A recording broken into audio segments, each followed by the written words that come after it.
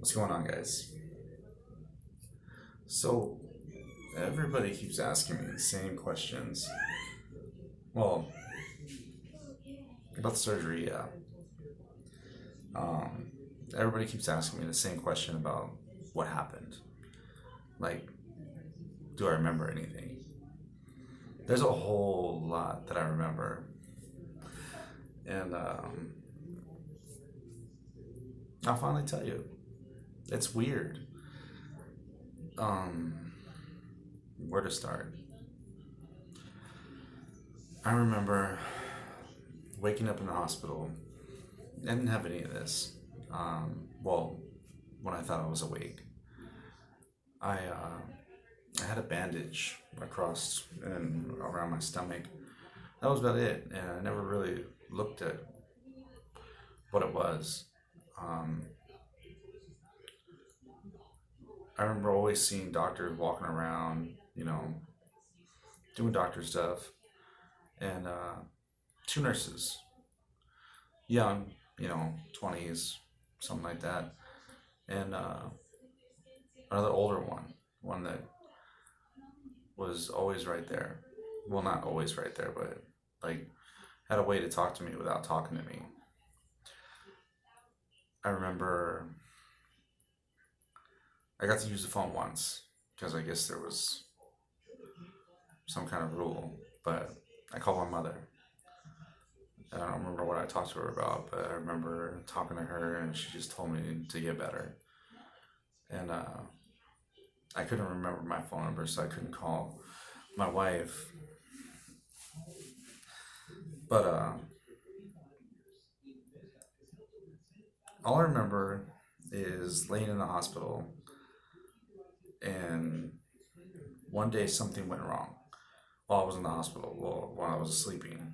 And that brings me to the subject of my life monitor going slower and slower.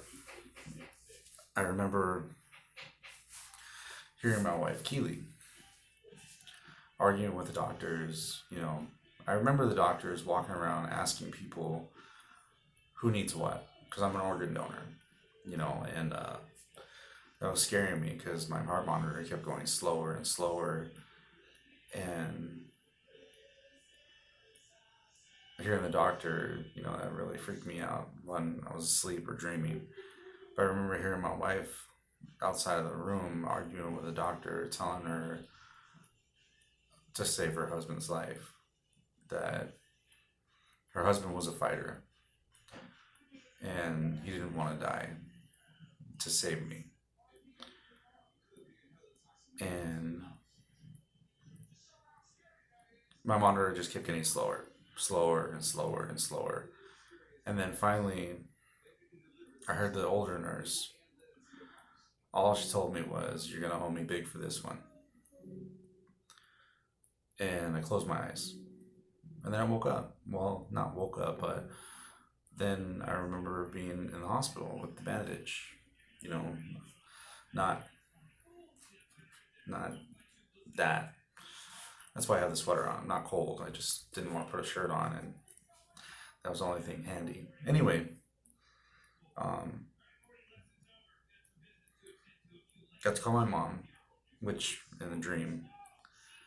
And no matter what I would do, no matter what I would do, I I could never get out of that bed. There was always a nurse right there making me lay back down. Like, I mean, just there was no escaping the lay back down. Always telling me that we've got it. Whatever you need, you just lay here and we'll take care of it. You know, Anything I wanted, just always brought to me. I don't remember ever eating anything or drinking anything or anything. Just, it's weird. Um, I remember hearing my heart monitor again once I woke up. Not once I woke up, but I mean, I woke up one time in my dream and I heard my heart monitor. It was counting down, basically, and it just kept going slower and slower. And I remember hearing my grandpa. Um,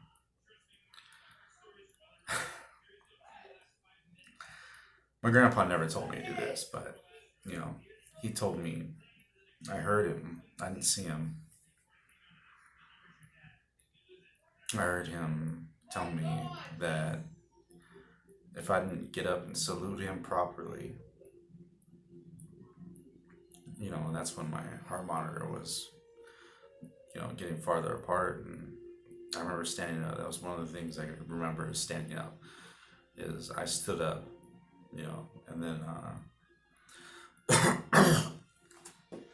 ended up going back to sleep, and I woke back up, back in the hospital bed, and the same two nurses were right there, always right there, watching me, making sure that everything was good.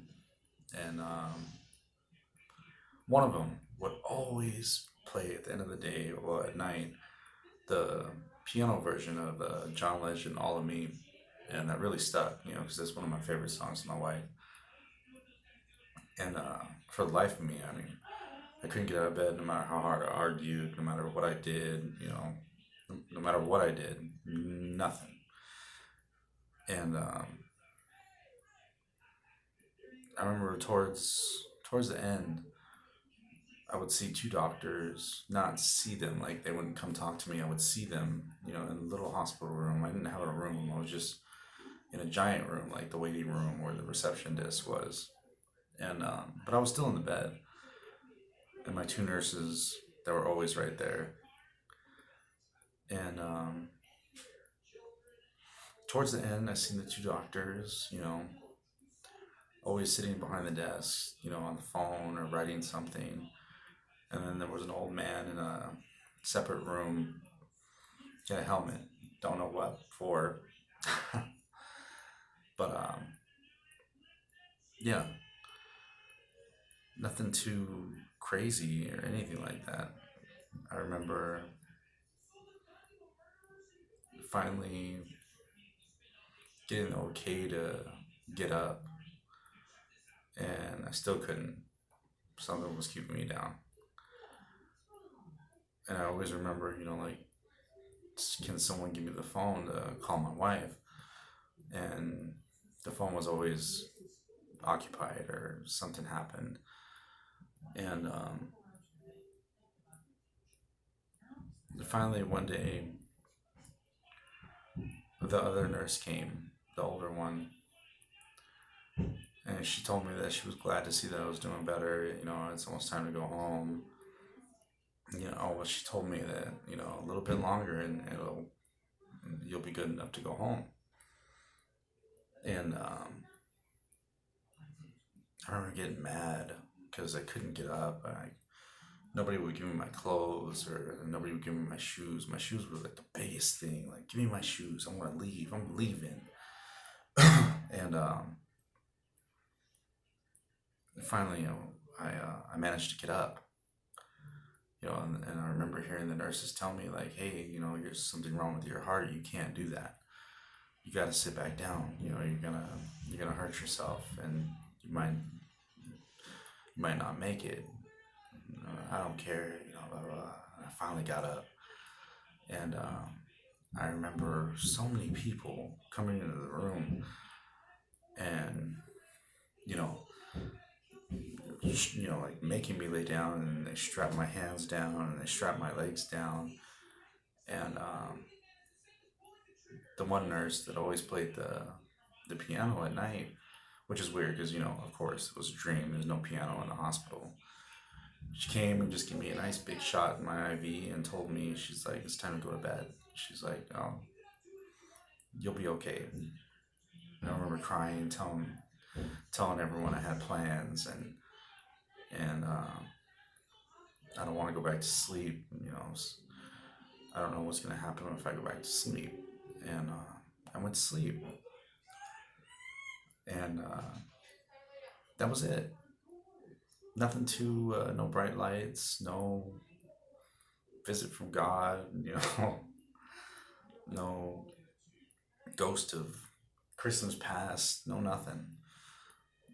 Um, when I went to sleep, that's when I actually finally woke up, and I sat there and I was awake.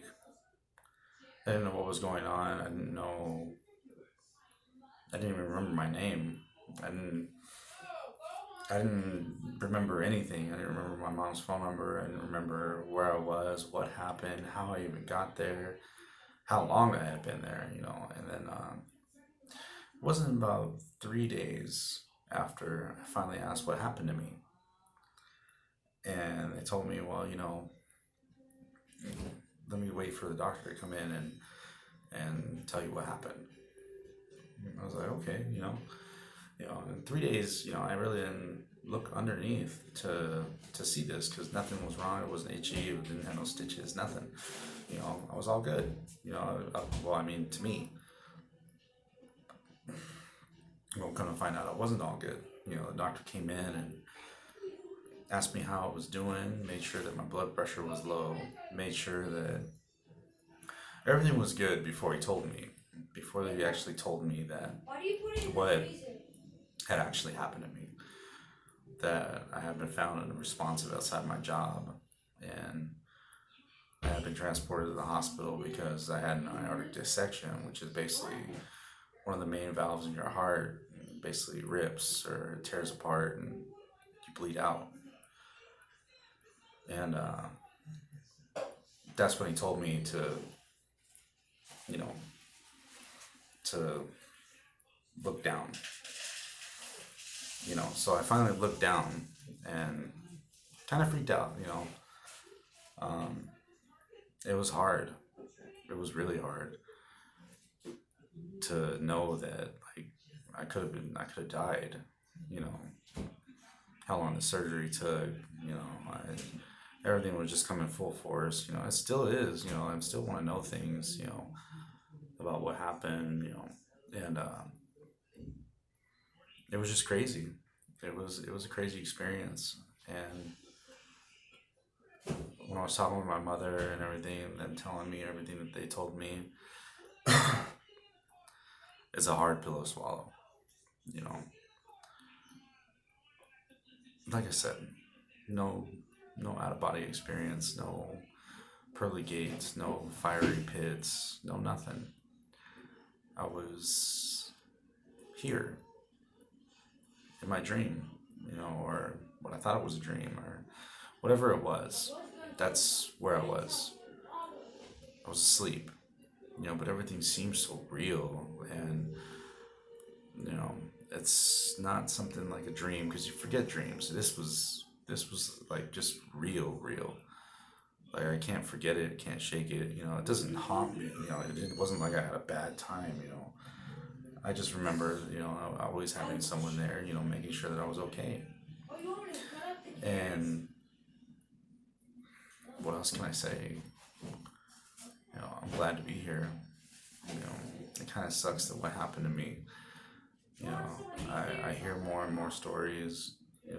Keely just told me one that she's seen a nurse that's been a nurse for like 30 some years, and she's only seen two people survive an aortic dissection, and she's a cardiac nurse. So that's kind of scary, to hear that this happened to me. Like this should only happen to 60 and 70-year olds, people that have lived their life to the fullest. And what happened to me is nothing short of a miracle. That's what the doctors told my wife and my mother, that it's a miracle that I'm alive. And they don't know how I survived. You know, but man, I've got some tough, tough guardian angels looking out for me. And the only thing I can say is God wanted me here. I'm lucky. I'm lucky I lived to see my 38th birthday.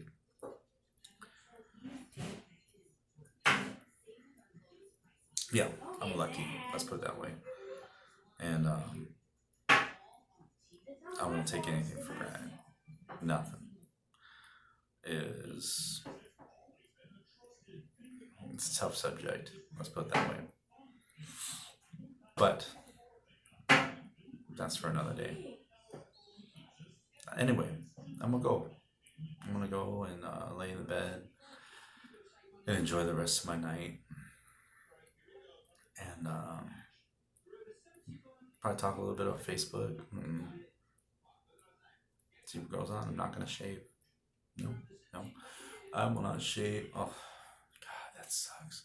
This is from the PIC lines. That's what my mom said. My mom said this was from part of the life support machine that they had me on. It sucks. I'm left with all this. My bald spot. I got a bald spot back here. I'll show you guys another day. You know, other than that, you know, like if I just, I look pretty normal. Besides the bags under my eyes, I look normal. I don't feel normal. That's the whole thing. That's the only reason I don't feel normal is because I'm still feeling like I can feel my heartbeat. Maybe because it's on my mind that I'm feeling it. Like, dum, dum. Plus, what they replaced my aortic valve with is a mechanical one. So with the mechanical one, it's like a Timex watch. You can hear a tick every time my heart beats or every time it pumps blood. It ticks, and I can hear it. You know, so I can't lose track of time. But yeah, that's the only thing that sucks about that. Well, a lot sucks about that. But just hearing that tick is annoying.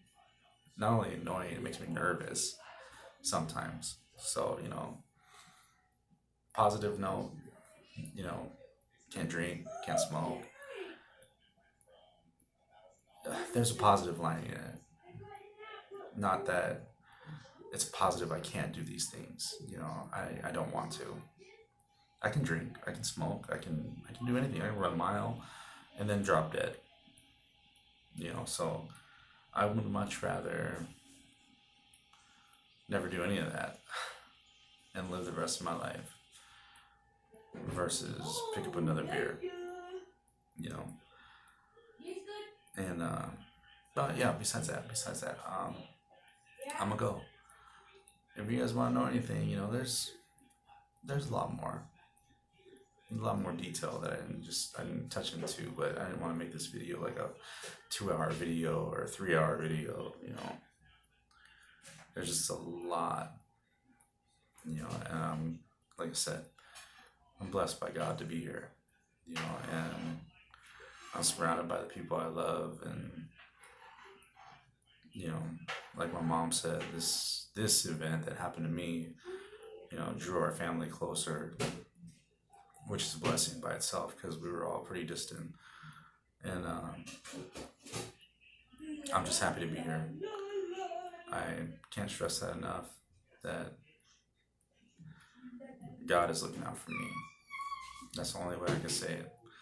Because, you know, doctors, nurses, everyone under the sun is just amazed that I made it, that I survived. You know, after 6 hour surgery, replacing a valve in my heart, my lungs collapsing, being on life support 9 days, spending a total of 22 days in the hospital, not being able to walk, you know, guess what? I can walk. I can walk, I can talk, I can breathe, you know, I can move around, you know, and that's a blessing, you know. Anyway, guys, I'm gonna go. Tired of occupying the bathroom because it's boring in here. Anyway, guys, love you guys. Thank you for being here with me. I'm gonna tag a lot of you guys in it, but you know, like I said, all I want to say is I love you guys. Thank you for being here for me. And as I always say, if you got somebody, if you really have somebody out there that you cannot bear to be without, you make sure every chance you get, you let them know that. Because you never know when it could be the last time. You know, I'm living proof of that, you know. So, with that being said, I love you guys, and I'll see you